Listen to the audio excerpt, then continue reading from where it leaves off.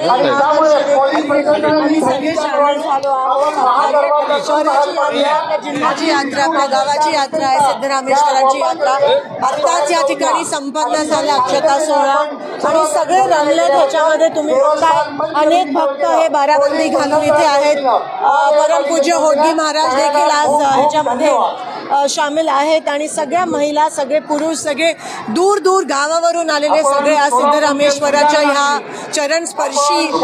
आम्ही चरण स्पर्श करत आहोत नतमस्तक झालोय ह्या माणुसकीच्या सागरासमोर आज आम्ही सगळे नतमस्तक झालो आहोत आणि सिद्धरामेश्वराच्या चरणी प्रार्थना करतो की सगळ्यांच्या इच्छा आकांक्षा आणि मनोकामना पूर्ण होऊ देत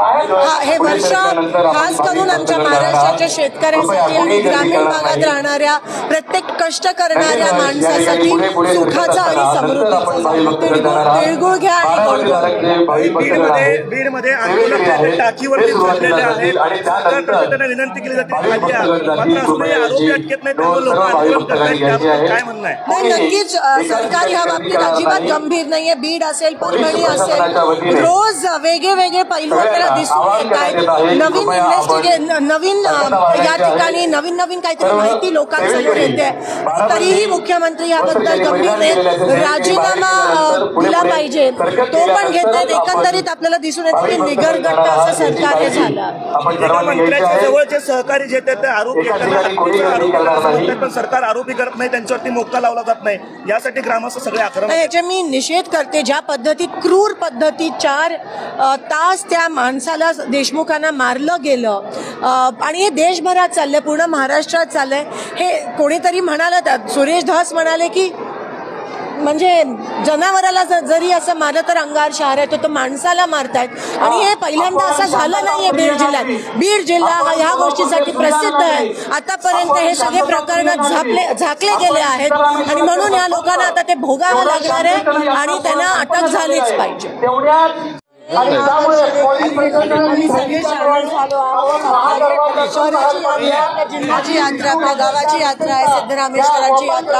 आताच या ठिकाणी संपन्न झाला अक्षता सोहळा आणि सगळे रमले त्याच्यामध्ये तुम्ही बघताय अनेक भक्त हे बाराबंदी घालून इथे आहेत परमपूज्य होडगी महाराज देखील आज ह्याच्यामध्ये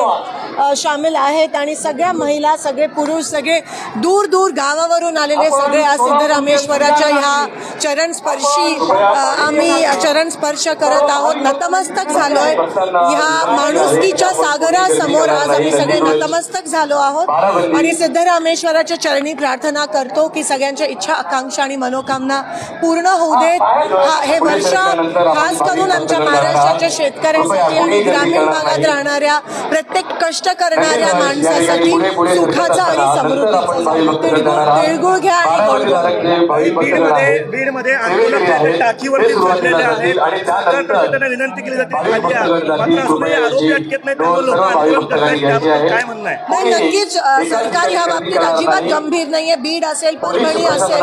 रोज वेगळे पैलू आपल्याला दिसून येत आहेत नवीन या ठिकाणी नवीन काहीतरी माहिती लोकांसमोर येते तरीही मुख्यमंत्री याबद्दल गंभीर आहेत राजीनामा दिला पाहिजे तो पण घेत आहेत एकंदरीत आपल्याला दिसून येतं की निगरगट्ट असं सरकार हे झालं